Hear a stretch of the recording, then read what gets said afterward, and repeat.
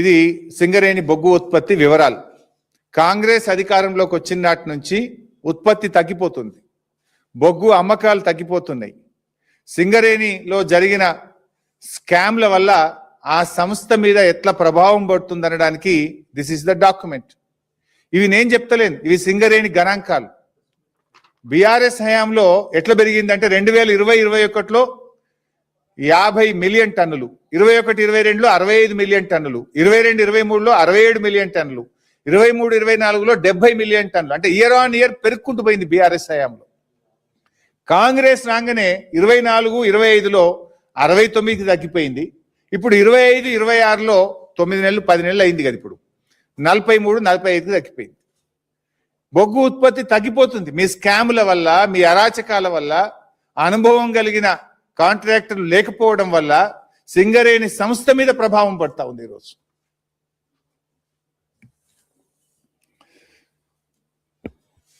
దీని ఎందుకంటే నియమ నిబంధనలు మార్చి రేవంత్ రెడ్డి బావమరిదికో, అనుభవం లేని కాంట్రాక్టర్లకో, మీ అనుయాయులకు టెండర్లు మీరు కట్టబెట్టింది నిజం. దానివల్ల ఇవాళ సింగరేణి ఉత్పత్తి తగ్గిపోతున్నది నిజం, సింగరేణి లాభాలు తగ్గుతున్నది నిజం. కాంగ్రెస్ 2 ఏళ్ల పాలనలో స్కీములు రాలేదు కానీ పదుల సంఖ్యలో స్కాములు మాత్రం వచ్చినాయి. 6 గ్యారంటీలు లేవు, 420 హామీలు లేవు. జాబ్ క్యాలెండర్ మాట దేవుడెరుగు కానీ స్కామ్ క్యాలెండర్ మాత్రం తెచ్చిండు రేవంత్ రెడ్డి. రేవంత్ రెడ్డి గారు జాబ్ క్యాలెండర్ అయితే దేలే, స్కామ్ క్యాలెండర్ మాత్రం తెచ్చిండు రేవంత్ రెడ్డి గారు. 2 ఏళ్లలో నెలకొక్క స్కామ్ బయటపడుతున్నది.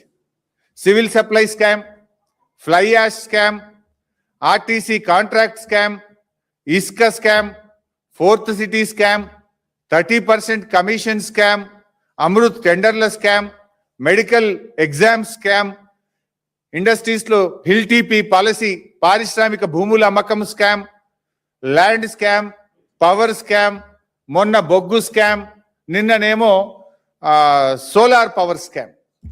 ఇట్లా చదువుకుంటూ పోతే చాలా పెద్ద లిస్ట్ ఉన్నది. స్కీములు రాలే కానీ స్కామ్లు వచ్చినాయి రేవంత్ పాలనలో. కుంభకోణాలకు కేర్ ఆఫ్ అడ్రస్ గా నిలిచింది రేవంత్ రెడ్డి గారి పాలన. అందుకే ఈ స్కామ్ల దృష్టి నుంచి ప్రజల దృష్టి మరల్చేందుకే ఈ సిట్ విచారణలు.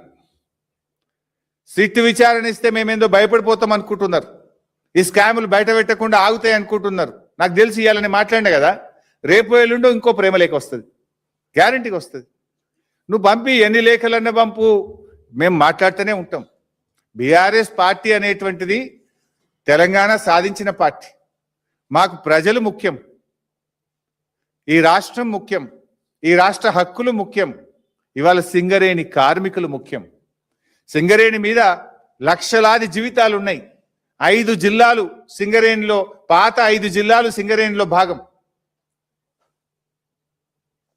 ఇవాళ సింగరేణి కార్మికుల కష్టాన్ని మీరు ఈ టెండర్ల పేరు మీద దండుకుంటామంటే బీఆర్ఎస్ పార్టీ చూస్తూ ఊరుకోదు.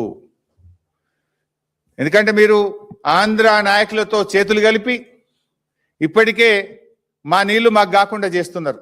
కృష్ణా గోదావరి జలాల్లో తెలంగాణకు అన్యాయం చేస్తున్నారు.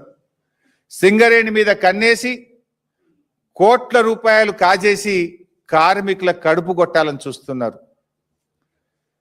లక్షలాది మంది కార్మికుల భవిష్యత్తు ఇది. కేసీఆర్ గారు ఉన్నప్పుడు డిపెండెంట్ ఉద్యోగాలు తెచ్చిండ్రు. నాటి చంద్రబాబు గారు డిపెండెంట్ ఉద్యోగాలు రద్దు చేస్తే దాన్ని పునరుద్ధరించి 16,500 మంది కార్మికుల పిల్లలకు ఉద్యోగాలు ఇచ్చింది కేసీఆర్ గారు, బీఆర్ఎస్. మీరు వచ్చిన అప్పుడు కేసీఆర్ గారు ఉన్నప్పుడు నెల నెల మెడికల్ ఇన్వాలిడేషన్ ఉండేది, ఎగ్జామినేషన్ ఉండేది, మెడికల్ బోర్డు మీటింగ్ పెట్టేది. కానీ కాంగ్రెస్ వచ్చినాక ఆ బోర్డు మీటింగ్లు అంతా కూడా 2-3 అయినాయి.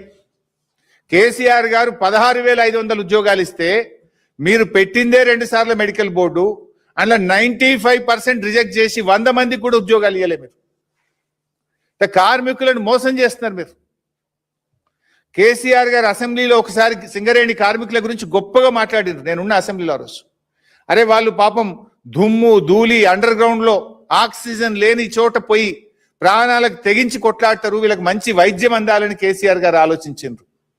కాంగ్రెస్ వచ్చినాక ఇవాళ అపోలో ఆసుపత్రిలో కానీ, స్టార్ ఆసుపత్రిలో కానీ, యశోదాలో కానీ కిమ్స్లో వైద్యం బంద్ అయిపోయింది సింగరేణి కార్మికులకు. వాళ్ళకి ఏమంటారు, ఎంపానల్మెంట్ తీసేసిండ్రు. ఇప్పుడు నిమ్స్కి పోండి లేకపోతే ఉస్మానియాకు పోండి అంటుండ్రు. అసలు సింగరేణి ఇలా కార్మికుల కష్టం, కార్మికుల చెమట చుక్కల్లో నుంచి సింగరేణి కదా ఉద్భవించింది. ఆ కార్మికులకు ప్రాణాలకు తెగించి సింగరేణి కోసం పనిచేసే కార్మికులకు వైద్యాన్ని కూడా దూరం చేసిన ప్రభుత్వం ఈ కాంగ్రెస్ ప్రభుత్వం. అరే కొన్ని వేల మందికి కేసీఆర్ గారు ప్లాట్లు ఇచ్చిండ్రు, సింగరేణి ప్లాట్లు ఇచ్చి రెగ్యులరైజ్ చేసి వాళ్ళని ఒక ఇంటి వాళ్ళుగా కేసీఆర్ గారు చేస్తే 2 ఏళ్లలో కాంగ్రెస్ ప్రభుత్వం ఒక్క ప్లాట్ అన్ని ఇచ్చిందా? ఒక్కరికన్నా సర్టిఫికేట్ ఇచ్చిందా? అసలు బోనస్, ఇప్పుడు కార్మికులకు బోనస్లో కోతబెట్టి నీ భోగాల కోసం, నీ ఫుట్బాల్ షోకుల కోసం ఇవాళ సింగరేణి డబ్బులు ఖర్చు పెడుతున్నావు రేవంత్ రెడ్డి. కార్మికుల బోనస్లో కోతబెట్టినావు. సింగరేణి అభివృద్ధి పేరిట పక్కకు పెట్టిన 6,000